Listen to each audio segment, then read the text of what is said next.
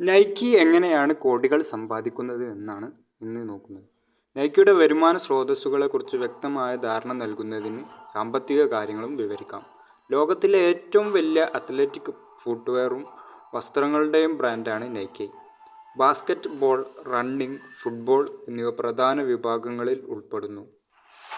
മൂന്നിൽ രണ്ട് ഭാഗവും സെയിൽസ് ഫുട്വെയറിൽ നിന്നാണ്.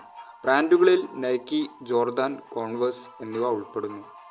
കമ്പനി ഉടമസ്ഥതയിലുള്ള സ്റ്റോറുകൾ, ഫ്രാഞ്ചൈസ്ഡ് സ്റ്റോറുകൾ, തേർഡ് പാർട്ടി റീറ്റെയിലർമാർ എന്നിവയിലൂടെ ലോകമെമ്പാടും നൈക്കി ഉൽപ്പന്നങ്ങൾ വിൽക്കുന്നു. കമ്പനി 40-ലധികം രാജ്യങ്ങളിൽ ഇ-കൊമേഴ്സ് പ്ലാറ്റ്ഫോമുകളും പ്രവർത്തിപ്പിക്കുന്നു.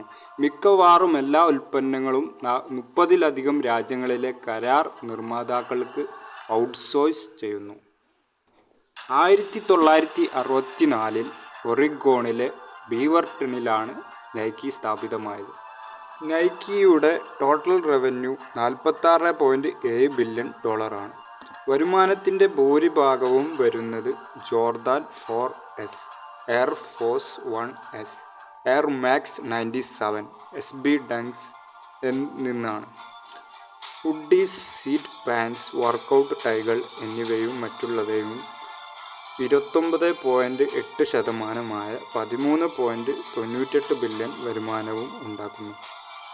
Golf gloves, American football gloves 1.88 billion കൂട്ടിച്ചേർത്ത് ഇക്വിപ്മെൻറ്റിലെ മറ്റു സ്രോതസ്സുകൾ 5.3 ബില്യൺ റവന്യൂ ജനറേറ്റ് ചെയ്യുന്നു. Moving on to gross profit.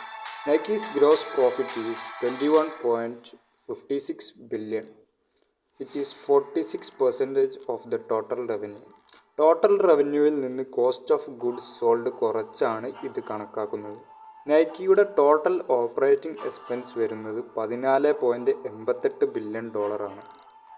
ഈ എക്സ്പെൻസുകളിൽ വിൽപ്പന, ജനറൽ അഡ്മിനിസ്ട്രേറ്റീവ് എക്സ്പെൻസസ്, പരസ്യം, ഇവന്റ് സ്പോൺസർഷിപ്പുകൾ എന്നിവ ഉൾപ്പെടുന്നു. Net income at 12.9% of the revenue after taxes.